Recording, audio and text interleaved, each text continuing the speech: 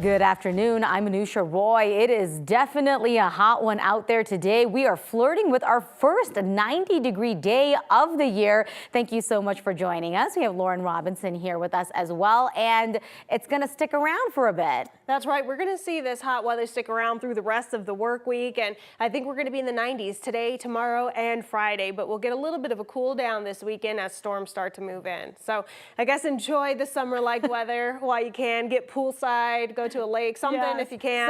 Something, find a little shade somewhere. Exactly. You know. Certainly a few days where you want to stay hydrated and you want to continue to find shady areas. Now, let's go ahead and take a look at our current temperatures right now. We're in the 80s across most of the Front Range in Eastern Plains. Some areas already in the 90s. We're at 90 degrees right now down in Pueblo. Now, as you take a look at the high country, 60s and 70s there, then more 80s across the western slope. Now, we're going to look at our HD Doppler radar where there's not a whole lot going on, but you can see this large storm system off to the east is actually putting Colorado in a ridge of high pressure, and that's going to give us these sunny skies and warm temperatures, but also not a whole lot to look at on our HD Doppler radar because we are so sunny out there. But coming up in my full 7-day forecast, we're going to talk more about the possibly hottest day of the year so far today, and we're going to talk more about the record that exists for this day, 96 degrees set in 2020, and then we do have those storm chances ahead for next weekend. So all of that just ahead of my full 7-day forecast. All right, thanks so much for that, Lauren.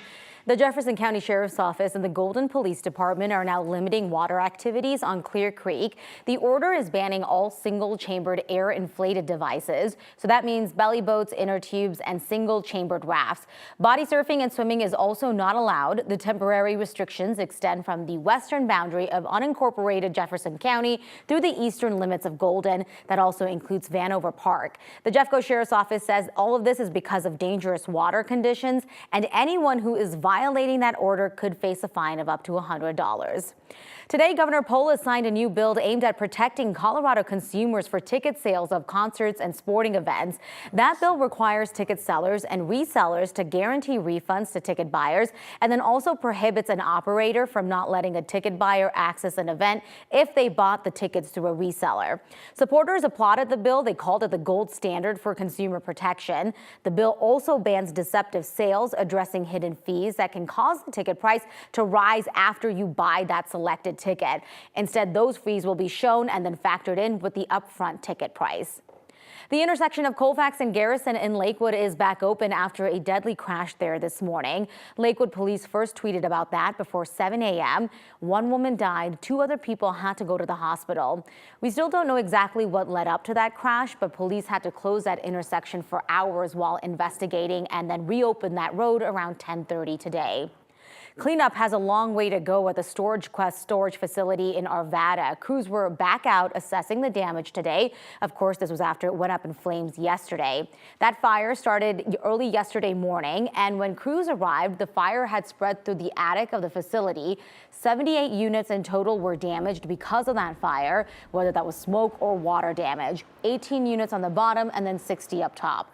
2 firefighters were also hurt. An Arvada fire say that they are at home and doing well today. We also had a chance to talk with Russell Bersky, who says that he lost thousands of dollars in valuables. We moved into our house on the 10th. I literally was going to come on the 12th and come to my unit and empty it. My son's room is full of toys, so throughout time I've had to tell him, look, this will be in the storage unit, and when we get a house, then we can unpack and then you'll have everything. Now I have to tell him that everything's gone.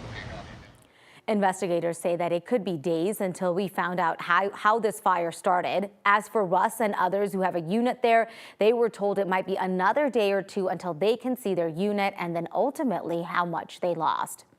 Today, the dentist from Aurora accused of killing his wife is scheduled to be in court. Police say James Craig bought poison and then researched how to poison someone. Investigators believe he poisoned his wife through her protein shake. Craig faces charges of first-degree murder and tampering with evidence. He has filed a motion to dismiss the case, and if that does not work, he also wants the court to throw out statements from a mistress that accuse him of making comments about, quote, getting rid of his wife. His motions hearing is set for 2:30 this afternoon in Arapahoe County. Also today, a new LGBTQ plus resource center is hosting its grand opening in downtown Colorado Springs. PRISM is an organization created as a direct response to the Club Q shooting in 2022. This will be catering to the survivors and the larger local LGBTQ plus community. It's going to have things like mental and physical health care resources, peer support, and community events. PRISM, in my mind, is a place to start for a lot of people that puts them kind of in the driver's seat of what they want to do next, whether that's connecting with people colloquially or whether that's finding access to some, or other resources clinically or otherwise. Leaders are really hoping that this represents a significant step forward in fostering an inclusive and supportive environment for the LGBTQ plus community in Colorado Springs.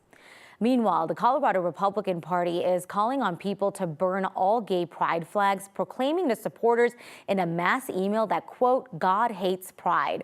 The party's message attacks so-called godless groomers, and the state GOP also put out a recent call for all parents to pull their kids out of public schools, saying that Democrats are using schools to, quote, turn more kids trans.